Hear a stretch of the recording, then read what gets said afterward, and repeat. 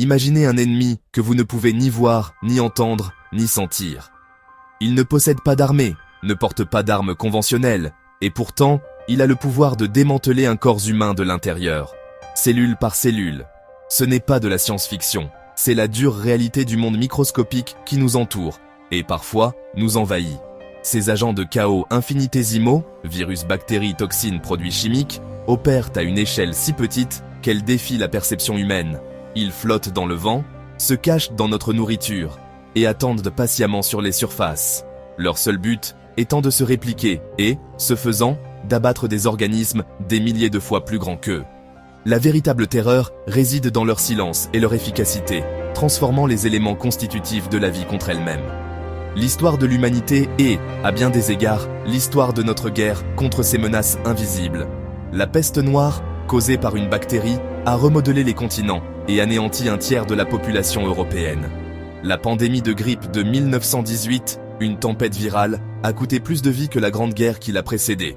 Mais la menace n'est pas seulement historique, elle est constante et évolue. Que voulons-nous dire, précisément, lorsque nous parlons d'un produit microscopique dangereux? Le terme est un vaste parapluie, couvrant un casting diversifié de personnages. À la base, il se réfère à toute substance ou entité invisible à l'œil nu qui peut causer des dommages importants. Maladie, incapacité ou mort.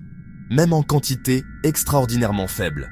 Ce ne sont pas des germes courants qui pourraient vous donner un rhume. Ce sont des agents très puissants, à l'impact disproportionné par rapport à leur taille. Leur danger est défini par leur existence et par leur mécanisme d'action spécifique. Ces menaces peuvent être classées en plusieurs catégories. Premièrement, les agents biologiques. Virus qui ne sont pas vraiment vivants, mais sont des paquets de codes génétiques qui détournent la machinerie cellulaire d'un hôte. Bactéries des organismes unicellulaires qui peuvent se multiplier rapidement, libérant parfois des toxines. Toxines, des molécules produites par bactéries, plantes ou animaux qui perturbent des fonctions biologiques critiques. Une seule molécule de certaines toxines peut suffire à tuer une cellule, et quelques microgrammes peuvent suffire à tuer une personne. Au-delà du biologique, la chimie. Agent de guerre chimique. VX sarin, conçu pour attaquer le système nerveux avec une vitesse et une finalité terrifiantes. Enfin, nanoparticules.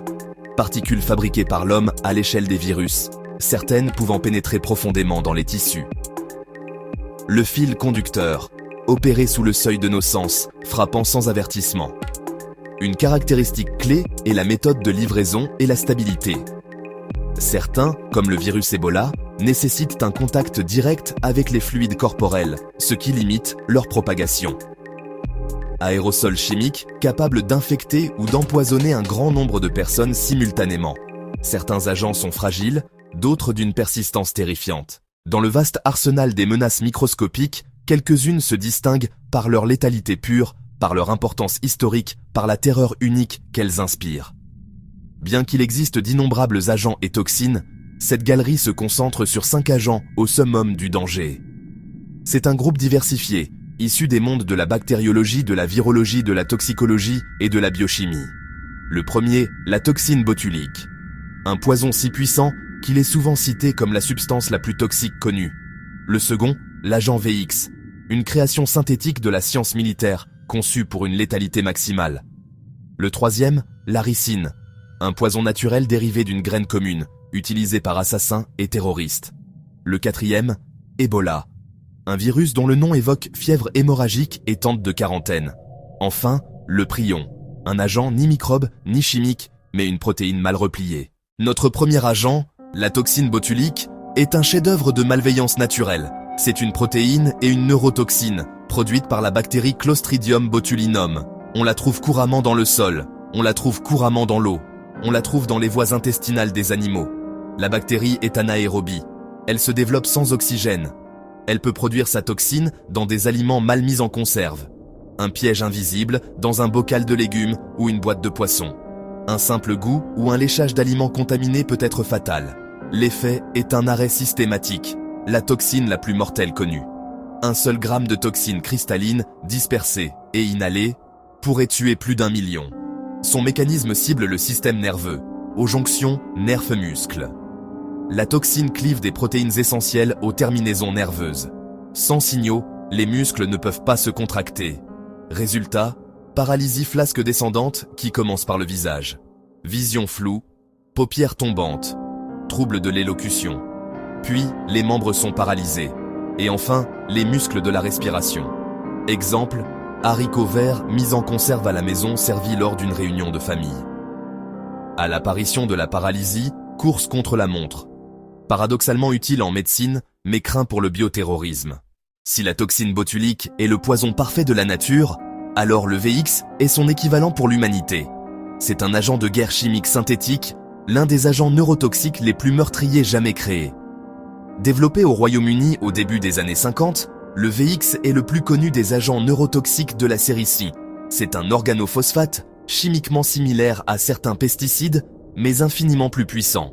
Contrairement à des agents plus volatiles comme le sarin, le VX a la consistance de l'huile moteur. Cette faible volatilité le rend incroyablement persistant, capable de contaminer les surfaces, le sol et l'équipement pendant des jours, voire des semaines. Le mécanisme du VX est une agression brutale du réseau de communication du corps. Le système nerveux s'appuie sur un messager chimique appelé acétylcholine. Une enzyme appelée acétylcholinestérase décompose l'acétylcholine. Le VX agit en se liant irréversiblement à cette enzyme et en l'inhibant.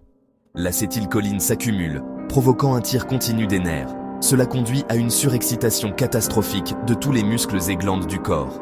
Une seule goutte absorbée par la peau suffit à être fatale. Pupilles contractées, nez qui coule, oppression thoracique, puis bave, nausées et secousses musculaires, avant l'épuisement, la paralysie des muscles respiratoires et la mort par asphyxie. Notre troisième agent, la ricine, occupe une place unique entre la toxine naturelle et l'arme potentielle. C'est une protéine hautement toxique, naturellement présente dans les graines de la plante de ricin, Ricinus communis. La plante elle-même est commune dans le monde entier, bien que l'huile extraite des graines soit sûre et ait de nombreuses utilisations commerciales, la purée ou la pulpe restante est riche en ricine. Cette accessibilité relative fait partie de ce qui rend la ricine si dangereuse. Outil privilégié pour terroristes amateurs et assassins. Le virus Ebola est plus qu'un simple agent pathogène. C'est un symbole de terreur virale. Émergeant des forêts profondes d'Afrique centrale, son nom est synonyme de fièvre hémorragique, une condition où le corps s'effondre par saignements internes et externes. Maladie zoonotique, réservoir suspecté chez les chauves-souris, début souvent après contact avec des primates infectés. Une fois entré, le virus cible immunité et endothélium vasculaire. Il se réplique vite, déclenchant une tempête de cytokines. L'endothélium se rompt et le sang s'échappe. Après 2 à 21 jours, début brutal, fièvre, faiblesse, myalgie, céphalée, puis vomissement, diarrhée, atteinte rénale et hépatique. La phase hémorragique, la plus redoutée, peut survenir. Le taux de mortalité varie de 25 à 90%.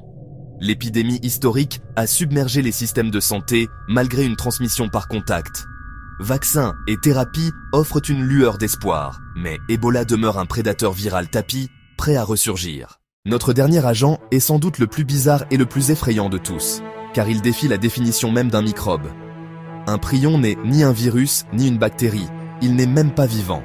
C'est simplement une protéine, une version infectieuse et mal repliée d'une protéine normale. Elle force les protéines normales à changer de forme et à devenir prions. Cascade lente, agrégats anormaux, tissu cérébral criblé de vacuoles.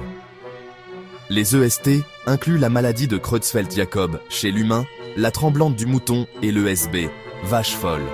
Incubation très longue, victimes asymptomatiques durant des années. À l'apparition des troubles de mémoire, de personnalité et mouvements saccadés, les dégâts sont étendus. Résistent chaleur, radiation et désinfectants classiques. Aucun traitement efficace. Un véritable fantôme dans la machine.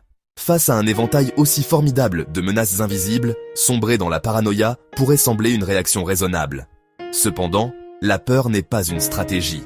Nos armes, la connaissance, la préparation, une santé publique robuste. La prévention commence par des pratiques simples, sécurité et conservation des aliments. Pour les pathogènes, comme Ebola, hygiène rigoureuse, lavage des mains, à grande échelle, surveillance mondiale, vaccination, réglementation stricte. Pour les pros, EPI et biosécurité. Si la prévention échoue, une réponse rapide et coordonnée est essentielle. Contacter les urgences et suivre les instructions. Évacuer retirer les vêtements contaminés, s'isoler selon consigne. Exposition chimique, décontamination immédiate, exposition biologique, antitoxines si disponible, soins de soutien. La sécurité durable vient de la science et de la coopération.